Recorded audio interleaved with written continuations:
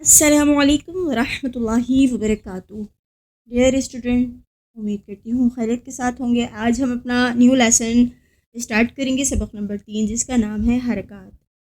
तो इसका इंट्रोडक्शन पहले हम सीखेंगे इंशाल्लाह, फिर हम अपने सबक की तरफ बढ़ते हैं। इंट्रोडक्शन में हरकत की जमा हरकत, और हरकत क्या होती हैं? ज़बर, ज़ेर और पेश, इनको हम हरकत कहते हैं। ज़बर और पेश हर्फ के ऊपर होता है, जबकि ज़ेर हर्फ के नीचे होता है। तो ये देख लेते हैं कि हम ज़बर ज़ेर पेश को हरकत कहते हैं, और जिस हर्फ पर कोई भी हरकत होती है, एक ज़बर हो, ज़ेर हो, पेश हो, तो उस हर्फ को, उस पूरे हर्फ को हरकत के साथ मुतहरिक कहेंगे। इसकी प्रोनाउंसिएशन का क्या मेथड, क्या प्रोसेस है, देख लीजिए। ज़बर मुंह और आवाज़ को खोलकर, ज़ेर आवाज़ को नीचे गिराकर और पेश दोनों होठों को गोल करके अदा किया जाता है। जब हम ज़बर को अदा करते हैं तो हमारा जो मुंह है वो ओपन इस तरह से होता है कि ऊपर की तरफ। ज़ेर जब हम अदा कर रहे होते हैं, ज़ेर वाला हर्फ पढ़ रहे होते हैं, तो उसमें आवाज़ नीचे गिरी हुई होती है और पेश होंठों को गोल करके अदा किया जाता है। अब हम आगे बढ़ते हैं। हरकत को बगैर खींचे, बगैर झटका दिए नरमी से मारूफ पढ़ते हैं, यानी हमें झटका नहीं देना होता और खींचना नहीं होता है, उसको नॉर्मली पढ़ना होता है। हरकत अलिफ पर कोई भी हरकत या जिस्म आ जाए तो हम इसे हमज़ा कहते हैं। जैसे अगर अलिफ के ऊपर कोई भी हरकत आ जाती है तो हम अलिफ को हमज़ा पढ़ते हैं, यानी अलिफ के ऊपर अगर ज़बर ज़ेर या पेश आ जाए या जिस्म आ जाए तो फिर हम उसे अलिफ नहीं पढ़ेंगे, बल्कि हम उसे हमज़ा पढ़ेंगे। यही वजह है कि अलिफ को जहाँ पर हमज़ा पढ़ा जाता है तो कुछ स्टूडेंट परेशान हो जाते हैं कि इसको हम अलिफ पढ़ें या हमज़ा। तो यहाँ पर ये समझ लेते हैं कि अलिफ के ऊपर जब कोई हरकत आएगी तो उसको हम हमज़ा पढ़ेंगे। नेक्स्ट पॉइंट है हमारे पास रा, और रा पर ज़बर या पेश हो तो रा को पुर पढ़ते हैं, थिक हो जाता है, और जब ज़ेर होती है तो रा बारीक हो जाता है। आवाज़ को नीचे गिरा देते हैं जब ज़ेर आती है। चलिए, आइए अब हम अपना लेसन स्टार्ट कर लेते हैं। अऊज़ु बिल्लाहि मिनश शैतानिर रजीम, बिस्मिल्लाहिर रहमानिर रहीम। फर्स्टली हम इसको विद स्पेलिंग पढ़ेंगे, हिजे के साथ सीखेंगे। कुछ पॉइंट्स हिजे के साथ आपको बताए जाएंगे इसमें, और कुछ बगैर हिजे के सीखेंगे हम।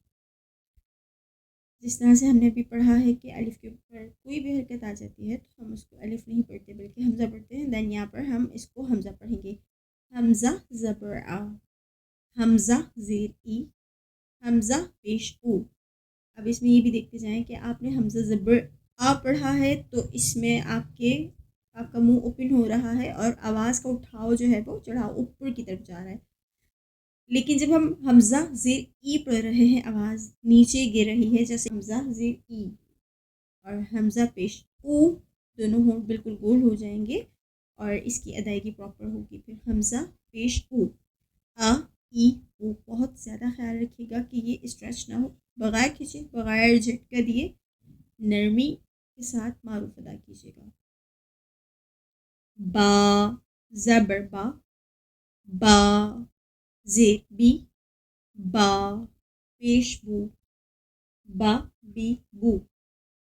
अब ये देख लीजिए, फर्स्ट लेसन में हमने सीखा था कि जिस हर्फ के साथ एक अलिफ लगा हुआ होता है तो उसको हम एक अलिफ खींचते हैं, और जिस हर्फ के साथ मद्दा बना हुआ होता है उसको हम 3 अलिफ खींचते हैं। तो यहाँ पर हम स्पेलिंग में भी 1 फिंगर स्ट्रेच करेंगे, बट इसकी स्पेलिंग के बाद हम इसको विदाउट स्ट्रेचिंग पढ़ेंगे, बिल्कुल भी नहीं खींचना।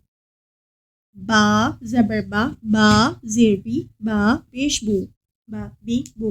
बगैर खींचे पढ़ना है। जब हम इसको स्पेलिंग कर रहे होंगे तो हम इसको एक अलिफ स्ट्रेच करेंगे, बा, इस तरह से। फिर हम जब हरकत पढ़ लेंगे तो इसको विदाउट स्ट्रेचिंग पढ़ना है, बिना खींचे।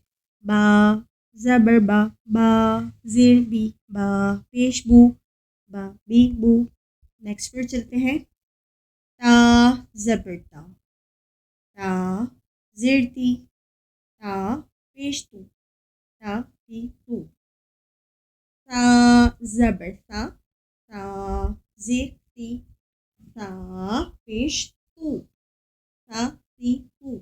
ये आपके जहन में होगा कि हमने इसको जब सीखा था तो हमने इस पर सीटी को बहुत कवर किया था और प्रैक्टिस बहुत अच्छी की थी कि जब हम इसको अदा कर रहे होंगे तो इसमें सीटी का साउंड बिल्कुल भी नहीं आना चाहिए, वरना क्या होगा कि साउंड चेंज होगा, हर्फ चेंज होगा और मायना चेंज हो जाएंगे। तो अब हम इसको रवा से भी पढ़ लेते हैं, सा सी हु बिना सीटी।